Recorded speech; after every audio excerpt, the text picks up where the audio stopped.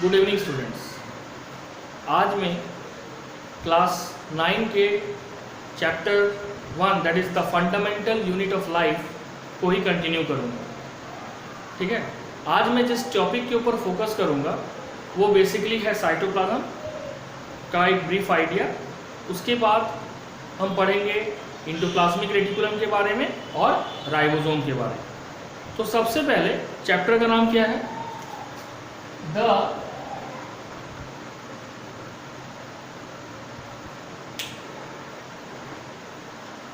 The fundamental unit of life।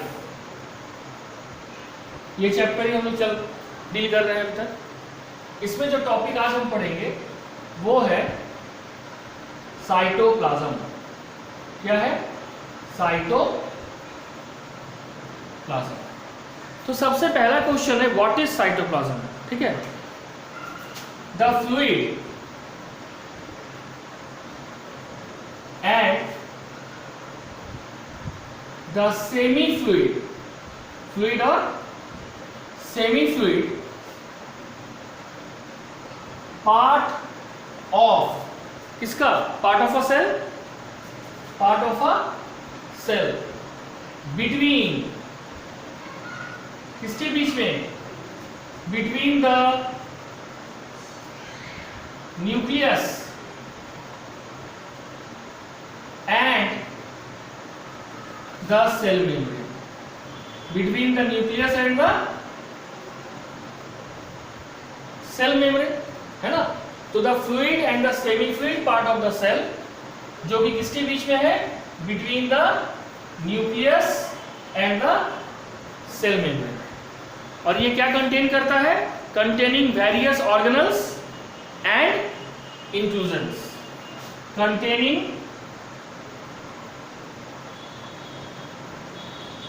Various organelles and inclusions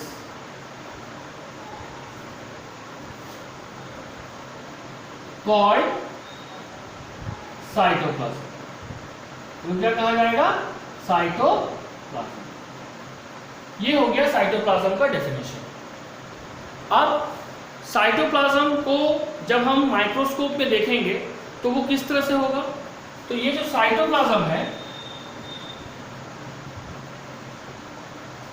इसका जो inner portion है वो ग्रैन्युलर अपीयरेंस है, ग्रैन्युलर है, और उसको बोलते हैं इंडोप्लाज्म। क्या बोलते हैं? इंडोप्लाज्म। और आउटर जो है वो क्लियरर है, क्लियर पोर्शन है, उसको सीधा क्या बोलते हैं? इक्टोप्लाज्म।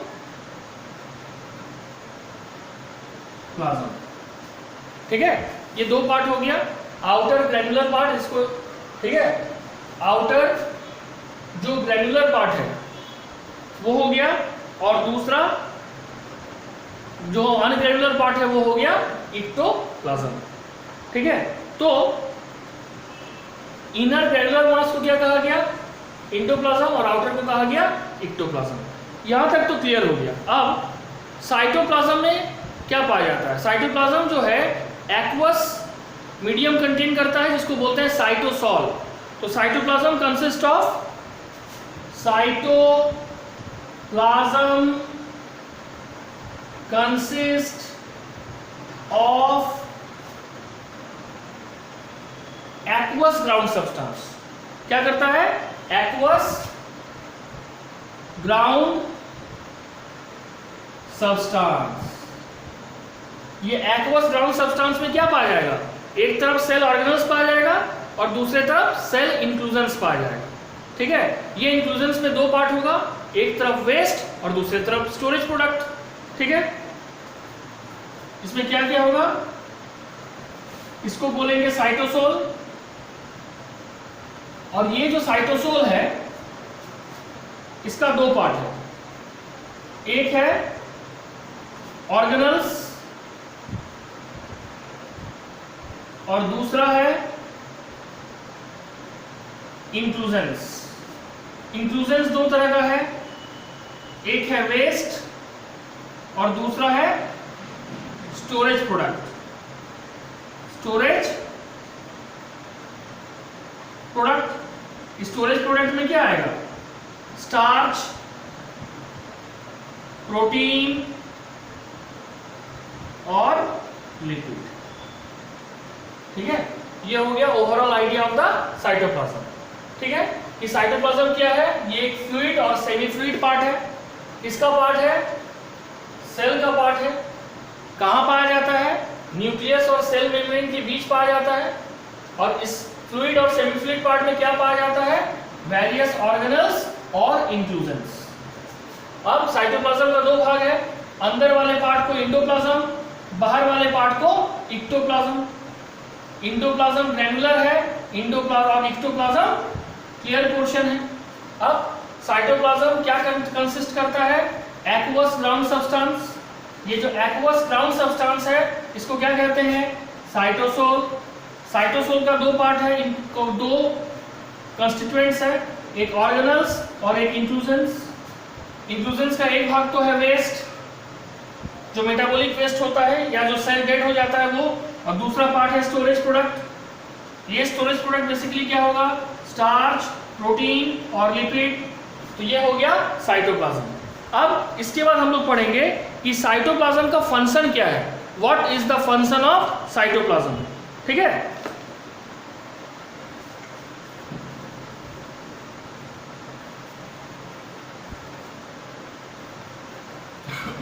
ये जो वेस्ट और स्टोरेज प्रोडक्ट है ये या तो ट्रू सॉल्यूशन या तो कोलॉइड फॉर्म में पाया जाएगा।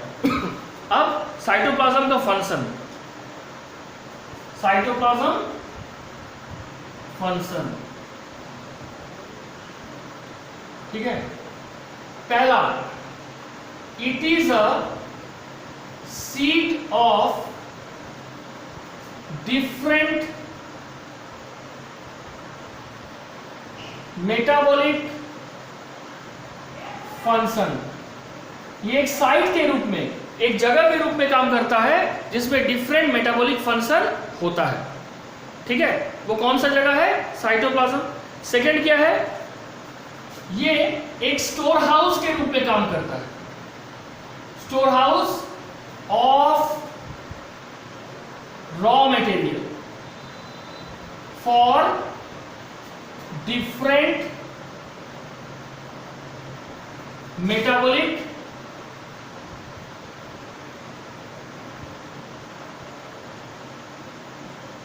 प्रोडक्ट, है ना।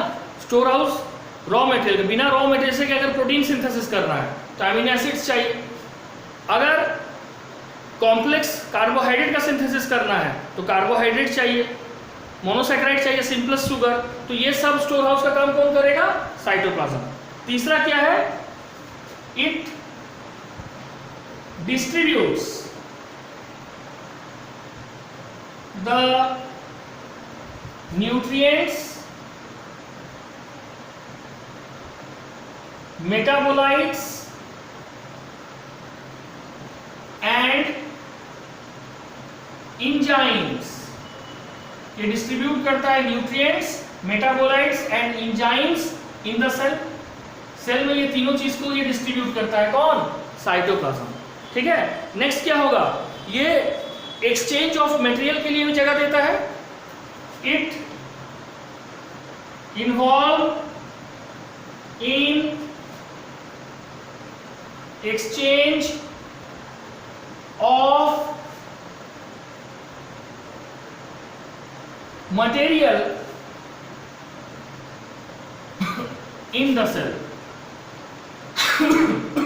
It involves in exchange of material between the cell organelles. Cell organelles के बीच में जो एक्सचेंज ऑफ मटेरियल होता है उसके लिए साइट कौन दे रहा है? Cytoplasm. As well as between cell and the external environment, cell के साथ जो एक्सटर्नल इन्वायरमेंट का मटेरियल का आदान प्रदान होता है, एक्सचेंज होता है, उसके लिए भी साइटोप्लाज्म काम करता है। ठीक है, और लास्ट क्या होगा, स्ट्रीमिंग ऑफ साइटोप्लाज्म, जिसको हम लोग पढ़ते हैं साइक्लोसिस। साइक्लोसिस क्या करता है, it serves many function of the cell. Streaming of cytoplasm, streaming of cytoplasm, streaming of cytoplasm को कहा जाता है cyclosis. Serve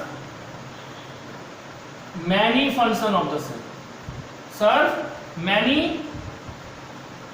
function of the cell. यानी साइटोप्लाज्म का फंक्शन क्या है, ये डिफरेंट मेटाबॉलिक रिएक्शन के लिए साइट प्रोवाइड करता है। दूसरा, ये स्टोर हाउस है रॉ मटेरियल के लिए, जो डिफरेंट मेटाबॉलिक फंक्शन हो उसके लिए तो कच्चा सामान देता है। दूसरा, ये डिस्ट्रीब्यूट करता है न्यूट्रिएंट्स को, मेटाबोलाइट्स को। मेटाबोलाइट्स उसको कहा जाता है जो मेटाबॉलिज्म के लिए चाहिए, और एंजाइम्स को सेल में। फिर फोर्थ क्या है, ये इन्वॉल्व करता है, ये इन्वॉल्व होता है जिसमें एक्सचेंज ऑफ मटेरियल के बीच में, बिटवीन द सेल ऑर्गेनल। जैसे एक सेल में क्या है, साइट एंडोप्लाज्मिक रेटिकुलम भी है, गोल्जी एपरेटस भी है, माइटोकॉन्ड्रिया भी है। तो ये सब के बीच में जो एक्सचेंज ऑफ मटेरियल होता है उसके लिए ये एक साइट प्रोवाइड करता है। प्लस सेल और एक्सटर्नल एनवायरनमेंट के बीच जो एक्सचेंज ऑफ मटेरियल होता है, that also takes place with the help of cytoplasm. And last but not the least, streaming of cytoplasm जो होता है वो हेल्प करता है बहुत इंपॉर्टेंट फंक्शन। सबसे पहले जो डिफरेंट सेल ऑर्गेनल्स है वो अपने प्रॉपर प्लेस में वेल प्लेस्ड हो जाता है, और उसका मूल कारण है साइक्लोसिस। ओके, अब हम लोग नेक्स्ट पढ़ेंगे सेल ऑर्गेनल्स।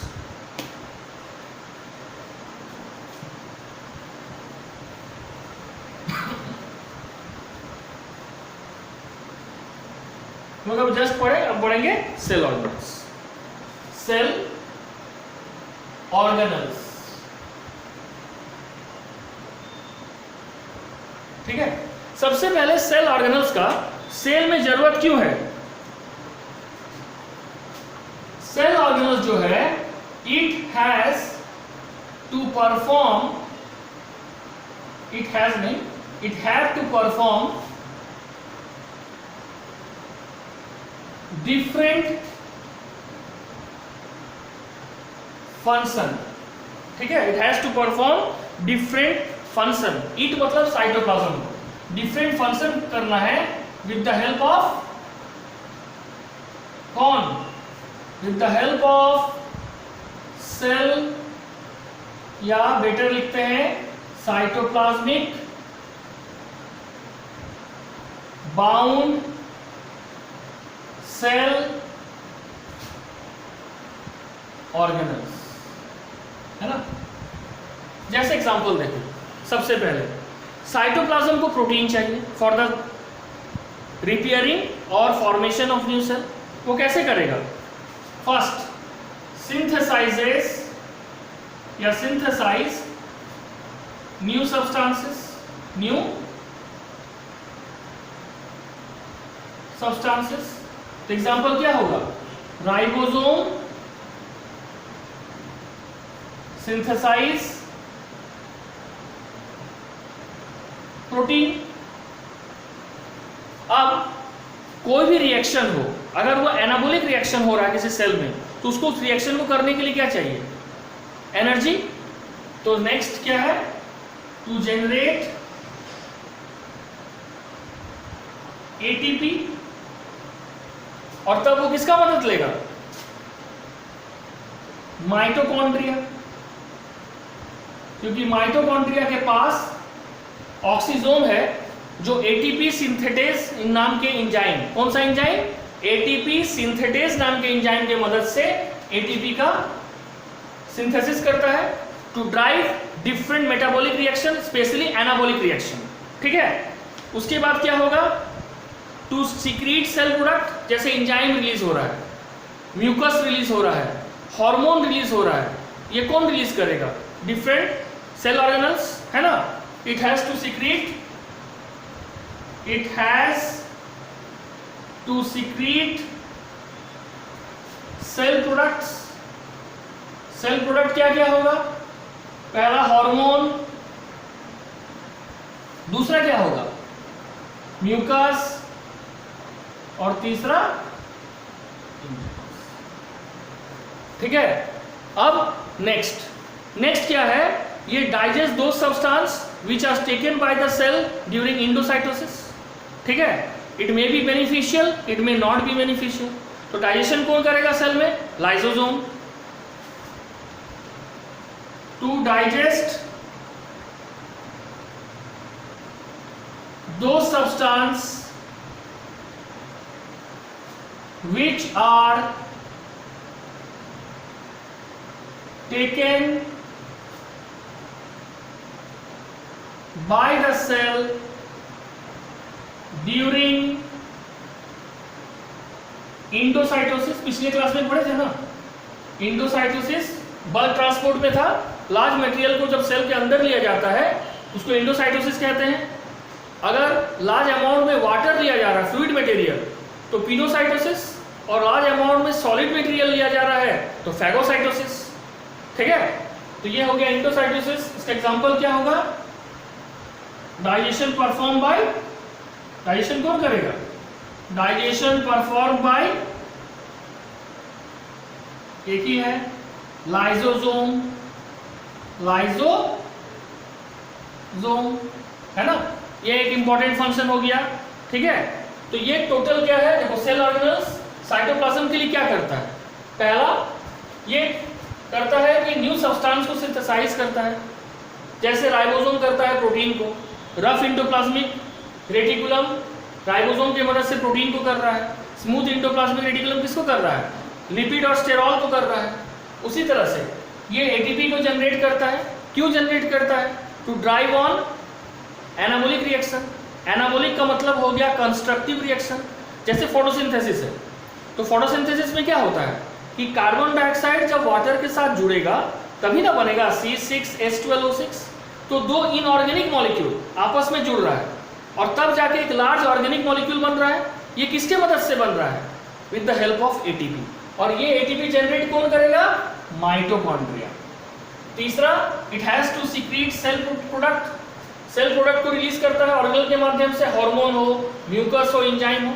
जैसे अगर प्लांट सेल को फोटोसिंथेसिस करना है तो उसको एंजाइम चाहिए, राइबोलोज बाइफॉस्फेट, ऑक्सीडेज, है ना, आरयूबीपी कार्बोक्सिलेज। अगर उसको रेस्पिरेशन करना है तो फॉस्फोइनोल पाइरुवेटेज, है ना, RUBP oxygenase, carboxylase, lots of enzyme चाहिए, because whether it is photosynthesis और respiration, these are enzymatic based process. और ये एंजाइम कौन बनाएगा? Cell organelles. कहां पे बनाएगा? साइटोप्लाज्म, ठीक है। अब इंडोसाइटोसिस के द्वारा जो भी सेल मटेरियल सेल के अंदर आ रहा है उसको डाइजेस्ट करना है, तो डाइजेस्ट कौन करेगा? लाइसोसोम। और लाइसोसोम क्या है? सेल ऑर्गेनल्स, ठीक है। अब इसके बाद हम लोग आएंगे इंक्लूजन्स क्या है। इंक्लूजन्स जो है इसमें तुम्हारा क्या आएगा? वेस्ट प्रोडक्ट एक तो आ गया, जैसे एमोनिया हो सकता है, यूरिया हो सकता है, यूरिक एसिड। दूसरा स्टोरेज प्रोडक्ट में क्या आएगा? स्टार्च, प्रोटीन, प्रोटीन में अगर ब्रोकन है तो एमिनो एसिड, लिपिड, और लिपिड ब्रोकन है तो फैटी एसिड एंड ग्लिसरॉल। इसके साथ साथ मिनरल आयंस भी आएंगे, सोडियम, पोटाशियम, कैल्शियम, क्लोरीन, ये सभी का कुछ इंपॉर्टेंट रोल है, ठीक है। और ये जितने भी सेल ऑर्गेनल्स प्लांट या एनिमल सेल में पाए जाते हैं which are found in the cytoplasm, they have a definite shape and size। सभी का अपना एक निश्चित शेप और एक निश्चित साइज होता है, ठीक है। अब हम लोग नेक्स्ट टॉपिक पढ़ेंगे सेल ऑर्गेनल्स। पहला सेल ऑर्गेनल्स जो पढ़ेंगे इसमें साइटोप्लाज्म में जो अंदर में पाया जाता है वो है इंडोप्लाज्मिक रेटिकुलम, ठीक है।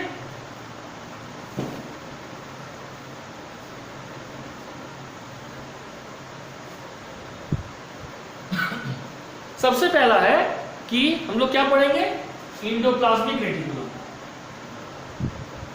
Endoplasmic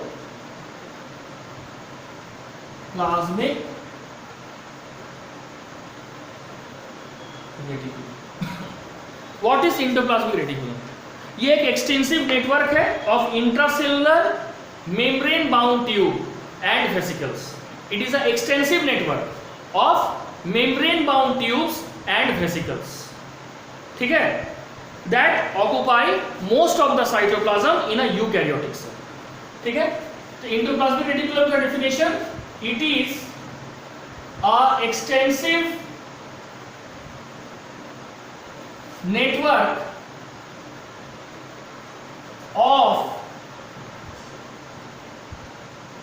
membrane bound, it is extensive network of membrane bound tube and vesicles which occupies most of the space in cytoplasm of a eukaryotic cell. ठीक है, इसमें पाया जाता है यूकैरियोटिक सेल. क्यों? क्योंकि प्रोकैरियोटिक सेल में सेल बाउंड ऑर्गेनेल्स एब्सेंट होता है राइबोसोम छोड़ के सब. ठीक है, अब नेक्स्ट है इसका लोकेशन कहां है. It is found either attach to the outer nuclear membrane, या ये तो बाहर वाले न्यूक्लियर मेम्ब्रेन के साथ जुड़ा हुआ होता है, या ये प्लाज्मा मेम्ब्रेन के साथ जुड़ा हुआ होता है. ठीक है, it is found either attach to the outer nuclear envelope, क्योंकि न्यूक्लियर में दो इन्वेलप होता है ना, आउटर और इनर, तो आउटर से जुड़ा हुआ होता है, और attach to the plasma membrane, इससे अटैच होता है प्लाज्मा मेम्ब्रेन. अब ये किसमें पाया जाता है ज्यादा मात्रा में? It is found more in young and metabolically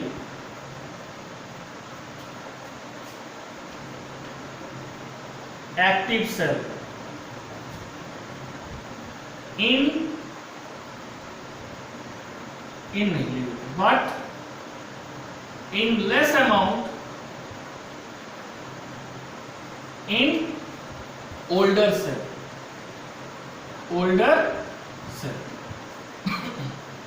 ठीक है, ये हो गया कि ये ज्यादा अमाउंट में किसमें पाया जाता है? यंग, और जो मेटाबॉलिकली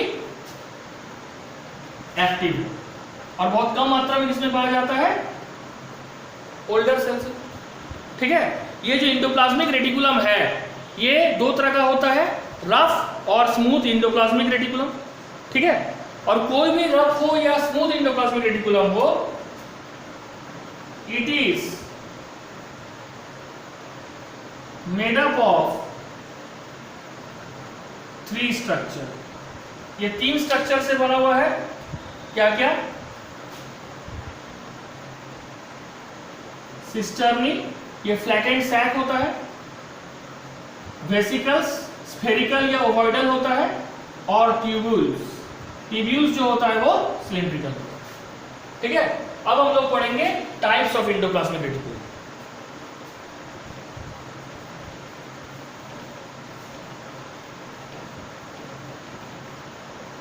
ठीक है, 2 टाइप है, रफ इंडोप्लाज्मिक रेटिकुलम, और दूसरा है smooth endoplasmic reticulum.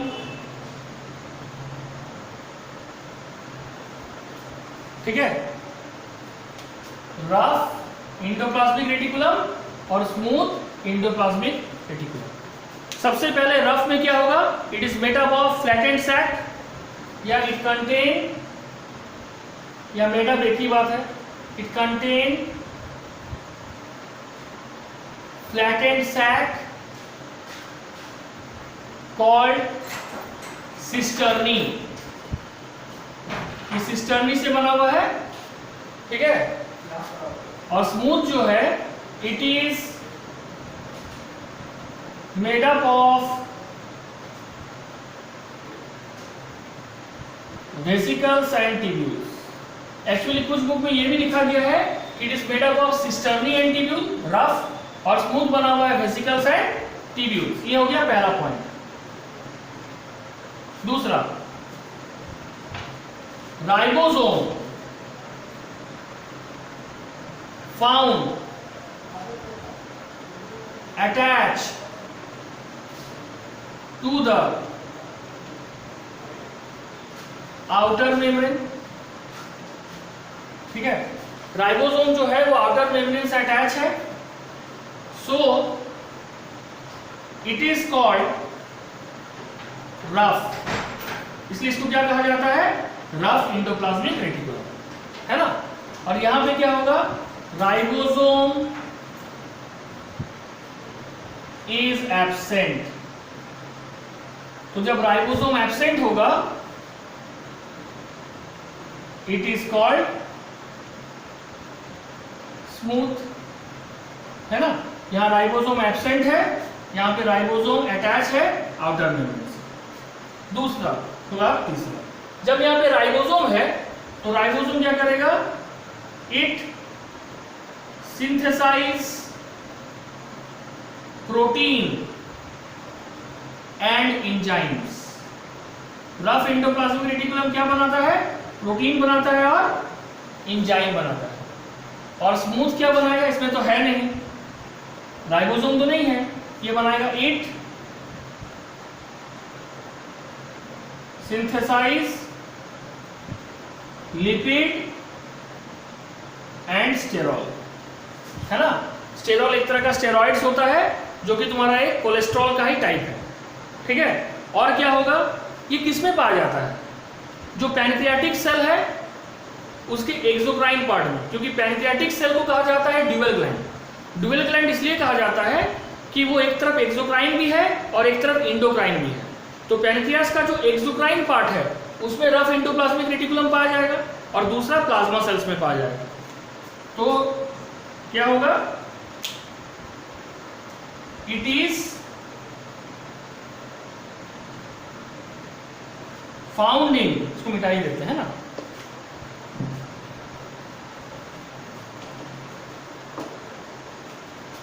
Fourth number, it is found इन, इसमें पाया जा रहा है, दो जगह बताए थे अभी। पहला क्या था, it is found in exocrine part, exocrine part of pancreas, और दूसरा पाया जाता है प्लाज्मा सेल्स में। प्लाज्मा सेल्स क्या है, ये एक तरह का लिम्फोसाइट है जो कि व्हाइट ब्लड सेल है, और ये प्लाज्मा सेल क्या रिलीज करता है, एंटीबॉडी, ठीक है। और दोनों ही प्रोटीनेशियस नेचर का है, इसलिए ये काम कहां पाया गया, रफ। स्मूथ में आओ, it is found in liver cell, liver cell में पाया जाएगा। और कहां पाया जाएगा, टेस्टिकुलर सेल, मतलब मेल टेस्टिस में पाया जाएगा। टेस्टिस में कहां पे, लेडिक सेल्स में पाया जाएगा, लेडिक सेल्स में पाया जाएगा, क्योंकि ये रिलीज करता है टेस्टोस्टेरॉन, और टेस्टोस्टेरॉन क्या है, एक स्टेरॉइड हार्मोन है ना। और यहाँ पे लिखे थे थर्ड पॉइंट में, smooth endoplasmic reticulum synthesises lipid and sterol या स्टेरॉइड, ठीक है। तो ये हो गया difference between endoplasmic reticulum that is rough and smooth, ठीक है। अब फंक्शन क्या है, सबसे पहला फंक्शन ये है कि एंडोप्लाज्मिक रेटिकुलम जो है ये सपोर्टिंग स्केलेटल फ्रेमवर्क बनाता है, it forms the supporting skeletal framework of the cell. दूसरा, रफ एंडोप्लाज्मिक रेटिकुलम क्या बना रहा है, प्रोटीन। स्मूथ एंडोप्लाज्मिक रेटिकुलम क्या बना रहा है, lipid, and both of this are helpful in the synthesis of plasma membrane. और इस प्रोसेस को क्या बोलते हैं? Membrane biogenesis. क्या बोलेंगे? मेम्ब्रेन बायोजेनेसिस, है ना. नेक्स्ट क्या होगा? इंडोप्लाज्मिक रेटिकुलम जो है ये पाथवे, एक जगह देता है for the nuclear material to pass from one cell to another cell. तो पहला फंक्शन क्या है? ये एक सपोर्टिंग स्केलेटल फ्रेमवर्क देगा. ठीक है, पहला फंक्शन क्या है? इट प्रोवाइड सपोर्टिंग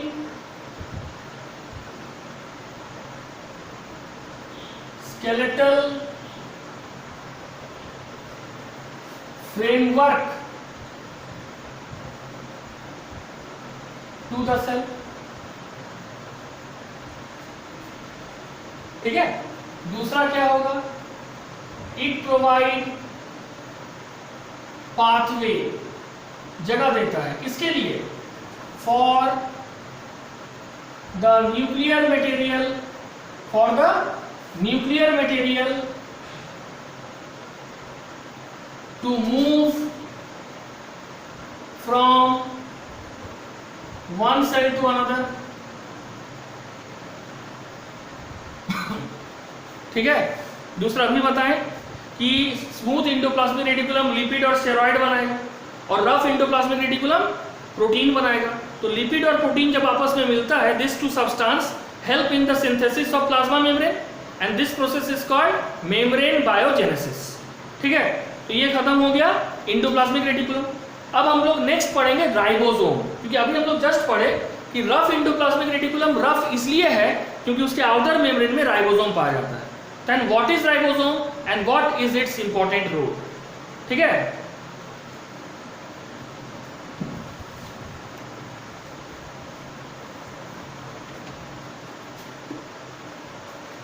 राइबोसोम सबसे पहले राइबोसोम है. राइबोसोम एक डेंस स्फेरिकल, है ना, ग्रैन्युलर लाइक स्ट्रक्चर है. ठीक है, लाइक स्ट्रक्चर है, having 150 to 200 angstrom in diameter. इसका डायमीटर कितना है? 150 से 200 angstrom. 150 to 200 angstrom. It was discovered by George Palade, PALAD. कब? इन 1955, है ना. इसको जॉर्ज पैलेट ने खोजा था 1955 में इलेक्ट्रॉन माइक्रोस्कोप के द्वारा. और इसलिए राइबोसोम को बहुत लोग पैलेट पार्टिकल्स भी कहते हैं. क्या बोलते हैं? Palade particles. By electron microscope. So it is called Palade particle. क्या कहा जाता है? Palade particles. ठीक है. अब ये जो राइबोसोम है, ये इसका जो साइज है, बोलते हैं ना कि 70s है, 80s है. किस आधार पर बोलते हैं? The size of the ribosome is determined by the speed with which it sediment in the centrifugal field. ठीक है. The size of the ribosome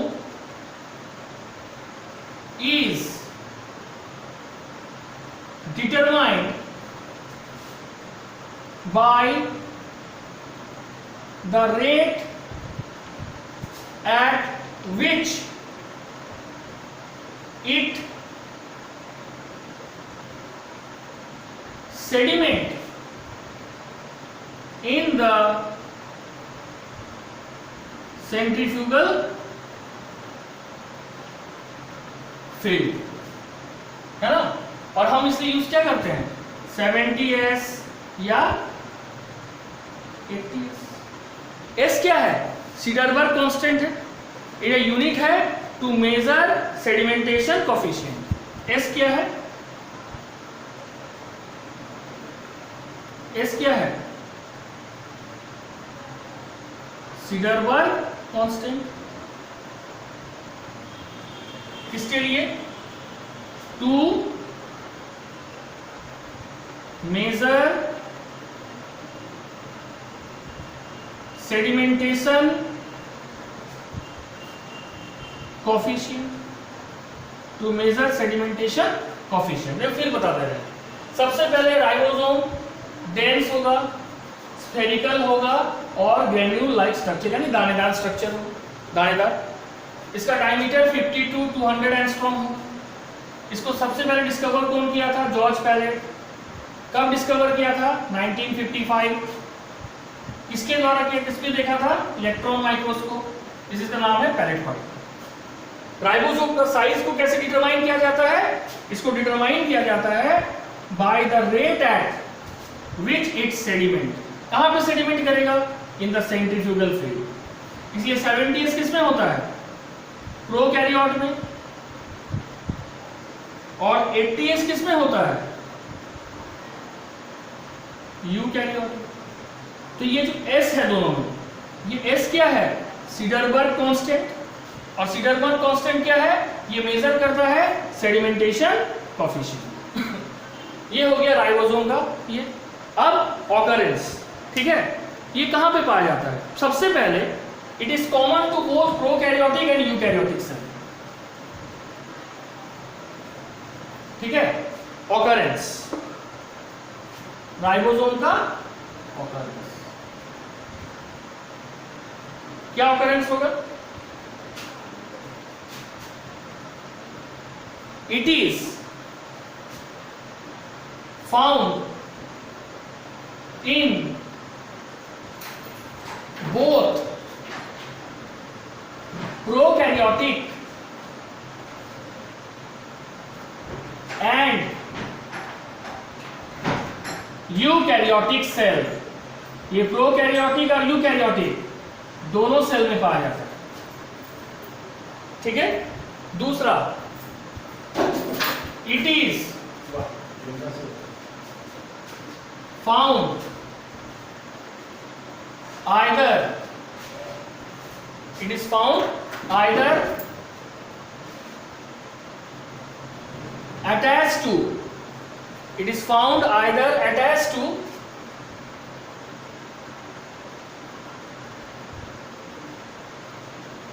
endoplasmic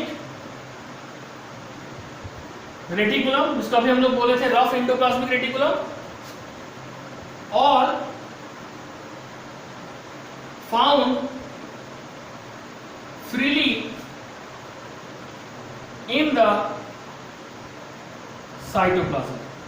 ये फ्रीली साइटोप्लाज्म में पाया जाता है। साथ ही साथ ये माइटोकॉन्ड्रिया और प्लास्टिड में भी पाया जाता है। इसमें पाया जाएगा माइटोकॉन्ड्रिया एंड प्लास्टिड, ठीक है।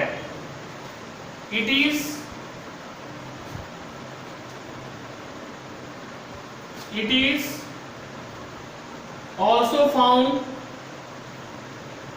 in the matrix of mitochondria and plastid in eukaryotic cell। Function क्या है राइबोसोम का, एक ही फंक्शन है, इट इज कॉल्ड